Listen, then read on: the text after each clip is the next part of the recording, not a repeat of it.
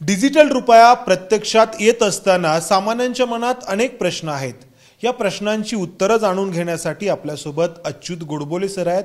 Sir, पहिला प्रश्न हा डिजिटल रुपया आत्ताच प्रत्यक्षात येण्याचं काय कारण आहे, याची पार्श्वभूमी काय आहे, आणि क्रिप्टोकरन्सी आपण गेल्या काही काळापासून बघत होतो, ज्या क्रिप्टोकरन्सीवरती सरकारांचं किंवा बँकांचं कोणतंही नियंत्रण नव्हतं, तर मग या क्रिप्टोला पर्याय म्हणून असा डिजिटल रुपया किंवा अशी डिजिटल करन्सी की जी सरकारच्या नियंत्रणामध्ये राहील म्हणून हा आणला जातोय.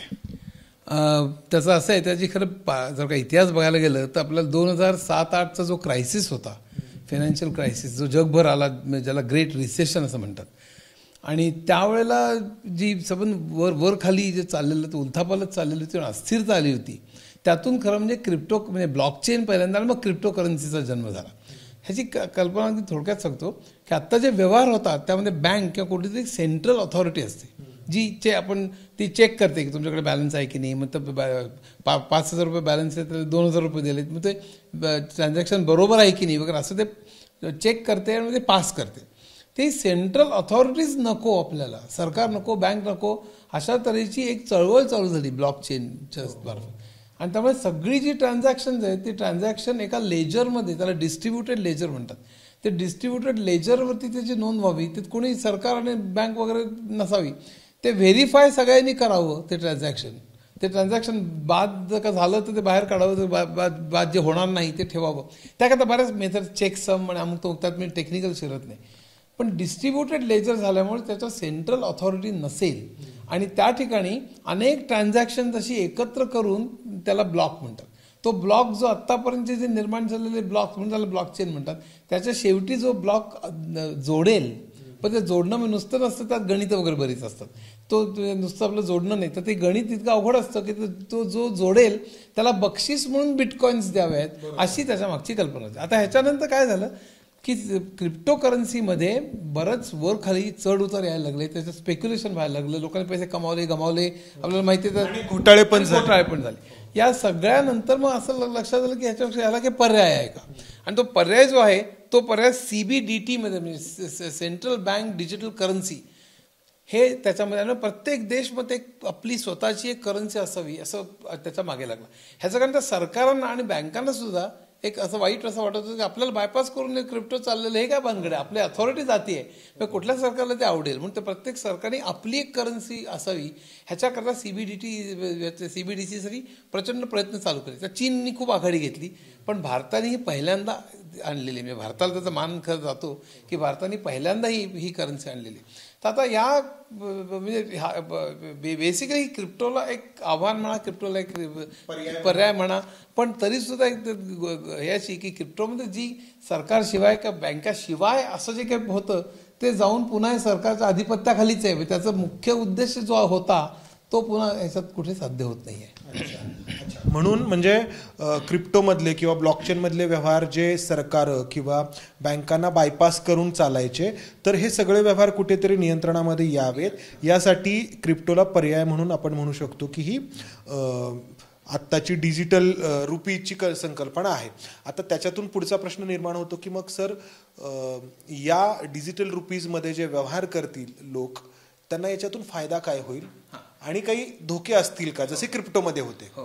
नाही, याच्यात एक म्हणजे असं की यातला सगळ्यात महत्त्वाचा फायदा म्हणजे ब्लॉकचेनमध्ये सिक्युरिटी खूप मोठी असते. त्यात मी आता पुन्हा शरत नाही, कारण ब्लॉकचेन हे अनेक याच्यावर डिस्ट्रीब्युटेड असतं.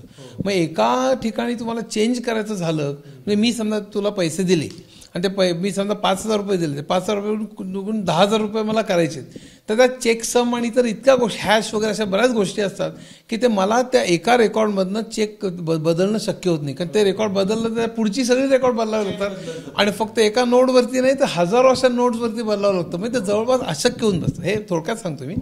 म्हणजे ब्लॉकचेनमध्ये सिक्युरिटी असते, ट्रान्झॅक्शन बदलू शकत नाही कोणी, आणि हा आपल्याला इथे फायदा मिळणार आहे. ह्याच्या बरोबर आणखीन एक मोठा फायदा असा मिळणार आहे की ह्याच्यामध्ये स्मार्ट कॉन्ट्रॅक्ट्स नावाचा प्रकार असतो ब्लॉकचेनमध्ये.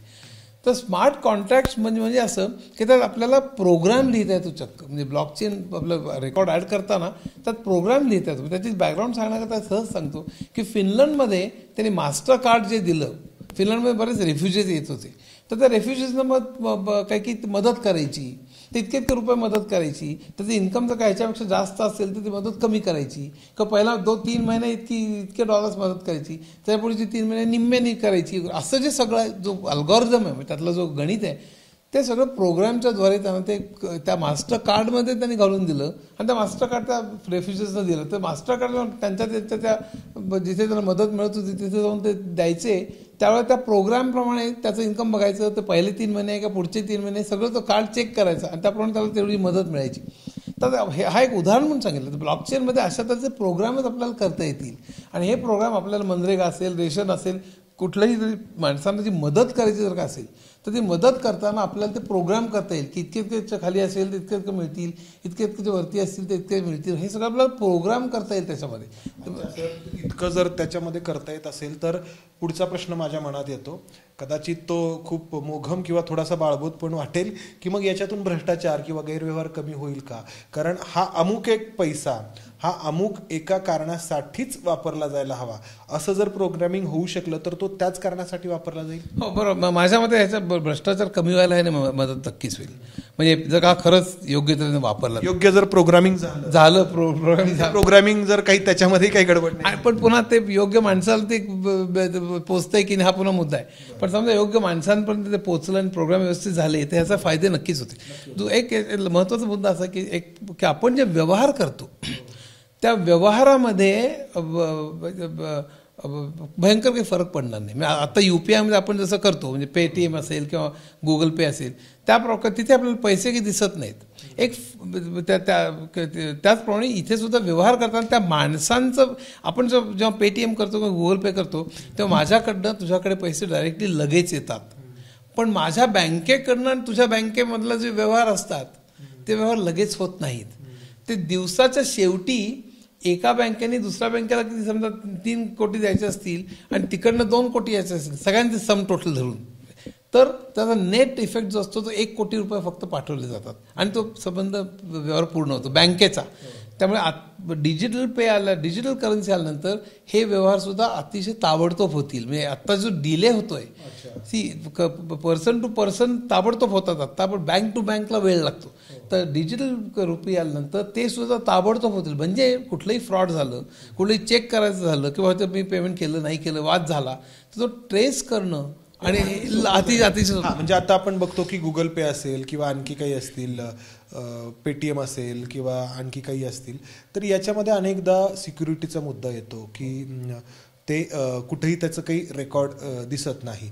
तर याच्यामध्ये तसं नसेल, हे त्याचं रेकॉर्ड सिक्युअर असेल. एक तर रेकॉर्ड सिक्युअर असेल आणि दुसरी गोष्ट त्याचं इफेक्ट ताबडतोब होईल. म्हणजे त्याचा एक म्हणजे इकॉनॉमिक्सच्या दृष्टीने बोलायचं झालं तर ते ट्रान्झॅक्शन्सची व्हेलॉसिटी म्हणजे इकॉनॉमिक्समध्ये इक्वेशन आहे MV=PT म्हणून. M म्हणजे मनी इन सर्क्युलेशन, V म्हणजे व्हेलॉसिटी ऑफ ट्रान्झॅक्शन्स, P म्हणजे प्राइस लेवल इन इकॉनॉमी आणि T म्हणजे नंबर ऑफ ट्रान्झॅक्शन्स. त्या ठिकाणी व्हेलॉसिटी ऑफ ट्रान्झॅक्शन्स वाढण्याची शक्यता आहे. आता त्यामुळे कदाचित T म्हणजे ट्रान्झॅक्शन सुद्धा जर का वाढली बरं का तर त्याचा चांगला इकॉनॉमिक परिणाम GDP, पण तो नाही झाला तर P वाढेल म्हणजे इन्फ्लेशन वाढेल. आता मी त्यात खोलवर शिरत नाही. हे काय माहिती आहे का, हे सगळं अजूनही अतिशय टेस्ट अगदी म्हणजे ट्रायल अँड एरर लेवलवरती आहे. पूर्ण असंच होईल असं भाष्य करणं चुकीचं आहे. पण हा जो काही डिजिटल रुपया आहे तो अदृश्यच असेल, जसं की आपण अदृश्य स्वरूपामध्येच असेल. त्यासाठी कोणते अकाउंट तुम्हाला काढावं लागणार नाही का काढावं लागेल हा पण प्रश्न आहे की ह्या डिजिटल करन्सीमध्ये जर व्यवहार करायचे असतील तर आत्ता जे अकाउंट आहे तुमचं आमचं तर त्याच्या मार्फतच करावे लागतील की त्याच्यासाठी वेगळी काही अकाउंट ओपन करावी लागतील. खरं म्हणजे बँकेत अकाउंट नसेल तरी सुद्धा हे ट्रान्झॅक्शन होऊ शकतं. त्याला फक्त मोबाईल फोन, स्मार्टफोन आणि इंटरनेट लागतं. मग इनफॅक्ट या डिजिटल करन्सीचा एक फायदा असा की जे रिमोट प्लेसेसमध्ये जिथे बँकेचे अकाउंट सुद्धा लोकांमध्ये नाही आहेत पण स्मार्टफोन आणि इंटरनेट आहे, त्यांना समजा यात मार्फत डिजिटल करन्सीचं काही काम केलं आणि डिजिटल करन्सी मार्फत त्यांना जर का ते पेमेंट मिळालं, त्याच्या मोबाईलवर दिसायला लागलं तर ते सरळ दुसऱ्या माणसाला ते पेमेंट करू शकतात त्याचं बँकेत अकाउंट नसताना सुद्धा. हा त्यातला खूप महत्त्वाचा मुद्दा आहे.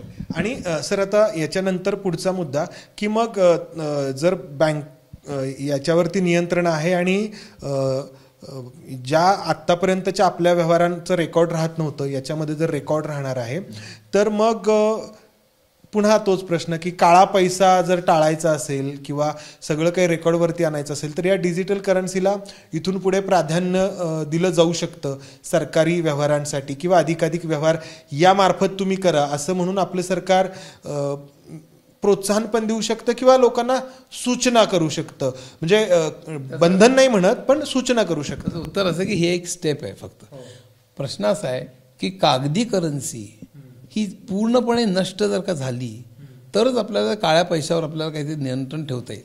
समजा आत्ता समजा नोटा अजून आहेत बरं का, आणि त्या नोटा समजा मी घर विकत घ्यायला गेलो आणि बाकी सगळे समजा 70% व्हाईट आणि 30% ब्लॅक असं त्याने मला सांगितलं बिल्डर, जे बरेच काही रेशो सांगतात.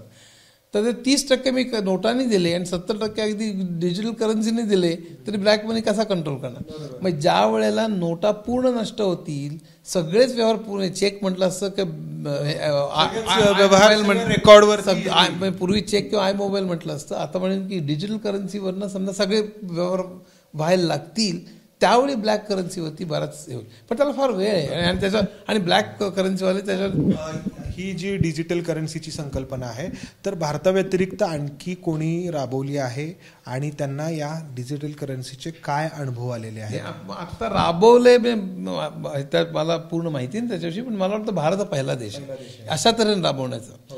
चीन मात्र त्याच्यामध्ये खूप पुढे आहे. आता काय माहिती आहे का, ही ट्रान्झॅक्शन खूप फास्ट होणं, म्हणजे आता म्हणजे स्पेशल तुम्हाला सांगतो की जिथे परदेशावरून पैसा येतो ना, रेमिटन्सेस, हे या डिजिटल करन्सीमुळे त्याच्यात खूप त्याचा फरक पडणार आहे. आत्ता रेमिटन्सेस जेव्हा अमेरिकेकडनं दुबईकडनं पैसे येतात भारतामध्ये, जेव्हा येतात तिकडे काम करणारे लोक जेव्हा पाठवतात तेव्हा वेस्टर्न युनियन वगैरे असे ते पाठवावे लागतात, त्याच्यात ते मग कन्व्हर्ट करतात वगैरे आणि आपल्याकडे देतात. त्याच्यात 2 ते 3 दिवस जातात आणि ते मला 2 ते 3% कमिशन चार्ज करतात. हेच जर का डिजिटल करन्सीमुळे ते कमिशन जर का कमी झालं, 1% झालं किंवा गेलंच समजा, आणि जर का खूप फास्ट व्हायला लागलं तर ह्याचा खूप मोठा परिणाम होईल. म्हणजे स्विफ्टची गरजच राहील की काय असं इथपर्यंत लोक म्हणतात. तर आता या सगळ्यामध्ये काय आहे की जर काही खूपच फास्ट व्हायला लागलं तर त्याला ॲडव्हान्टेज प्रचंड मिळणार आहे. म्हणजे जगाच्या फायनान्शियल सिस्टीममध्ये खूप मोठा ॲडव्हान्टेज मिळणार आहे. आणि म्हणून सगळे देश की ही डिजिटल करन्सी आणणं आणि त्यामध्ये अतिशय फास्ट ट्रान्झॅक्शन होणं ह्याला खूप महत्त्व देतात. आणि त्या चीन आपल्या बरंच पुढे आहे हे लक्षात ठेवा. आणि त्यामुळे प्रत्येक देशाची ही डिजिटल करन्सी जी आहे, आपल्या डिजिटल रुपया, तसा digital dollar, digital pound, digital yuan, digital riyal, हे सगळं येत्या काळामध्ये आपल्याला आलेलं आपण बघू शकतो, त्यामध्ये बघणार आहोत. जे देश आपली करन्सीमध्ये अतिशय फास्ट ट्रान्झॅक्शन्स करतील, म्हणजे आता जसं सांगितलं तसं की 2 दिवस लागतात, 3 दिवस लागतात ट्रान्झॅक्शनमध्ये अकाउंट सेटल व्हायला, हे सगळं जितका तुम्ही फास्ट कराल त्या देशांना प्रचंड मोठा ॲडव्हान्टेज मिळणार आहे जगामध्ये, फायनान्शियल वर्ल्डमध्ये. आणि त्यासाठी आता त्यांचे बरेच प्रयत्न, पण चीन आपल्या बरेच पुढे आहे त्यामध्ये. धन्यवाद सर. तर बऱ्यापैकी प्रश्नांची उत्तरं गोडबोले सरांच्या या सगळ्या सांगण्यातून आपल्याला मिळाली असतील अशी अपेक्षा आहे. अर्थात डिजिटल रुपया ही खूप प्राथमिक बाल्यावस्थेमध्ये असलेली संकल्पना आहे आणि ती आत्ता भारतातल्या फक्त काही मोजक्या शहरांमध्ये सुरू होतीये आणि त्याचे अनुभव काय असतील यावरून आपलं सरकार, आपली रिझर्व्ह बँक ही पुढची पावलं टाकत जाणार आहे. परंतु मानवाच्या इतिहासामध्ये ज्या करन्सीज आहेत त्या काळानुरूप बदलत गेलेल्या आहेत आणि बदल हाच एक काय म्हणू आपण नियम आहे या जगाचा. त्याच्यामुळे या डिजिटल रुपयाकडे जर सकारात्मकतेने बघितलं तर गोडबोले सरांनी जसं सांगितलं, अनेक गैरव्यवहार देखील कमी होऊ शकतात आणि अनेक गोष्टी चांगल्या अर्थाने रेकॉर्डवरती येऊ शकतात. कॅमेरामन राजेश बिडकरसह मंदार गोंजारी, एबीपी माझा, पुणे. एबीपी माझा, उघडा डोळे बघा नीट.